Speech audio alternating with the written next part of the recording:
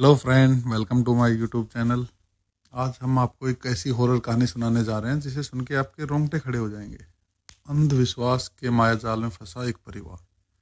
सही में कुछ शक्तियाँ उसमें थी, या वो जादूगर था जो ये दुनिया को नष्ट करने वाला था, या ये ऐसा काला जादू की बात है जिसने पूरे परिवार को बर्बाद कर दिया और न जाने कितने परिवार की जिंदगी लेना बाकी था। भारत एक ऐसा देश है जहाँ आप किसी पे भरोसा करें ना करें, लेकिन लोग आपको अपने शिकंजों में ले ही लेते हैं। यहाँ पे किसी को भी किसी के कारणवश कभी ना कभी अंधविश्वास के कारण बलि चढ़ जाती है। इस बात का शिकार बना मध्य प्रदेश का रहने वाला ब्रजेश पांडे।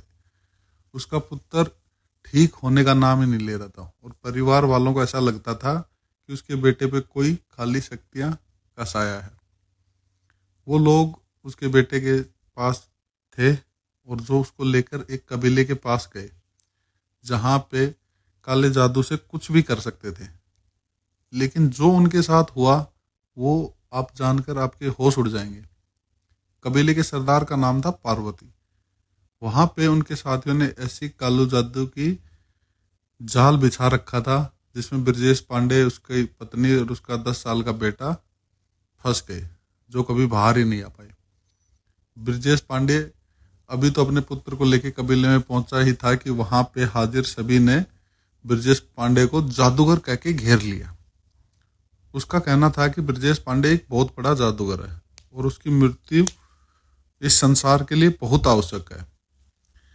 पार्वती ने अपने कबीले के आदमियों को आदेश दिया कि वो ब्रजेश पांडे को मार दें।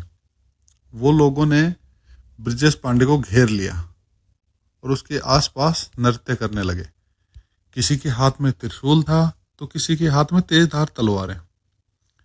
उनमें से एक आदमी सामने आया और ब्रजेश पांडे के हाथ काट दिए।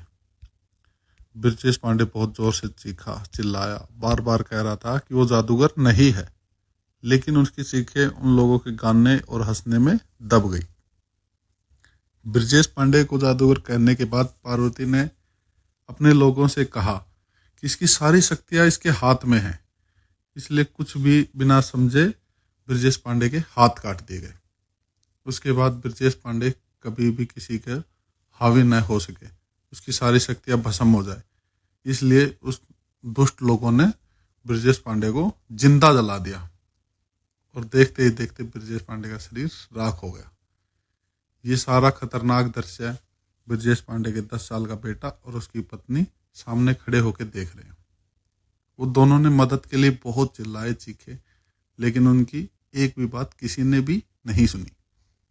ये सारी घटना को अंजाम देने के बाद उन्होंने ब्रजेश पांडे की पत्नी और बेटे को जाने की अनुमति दे दी और उन्हें एक चेतावनी दी, अगर इसके बारे में किसी से भी तुमने कुछ कहा तो इसका अंजाम बहुत बुरा होगा।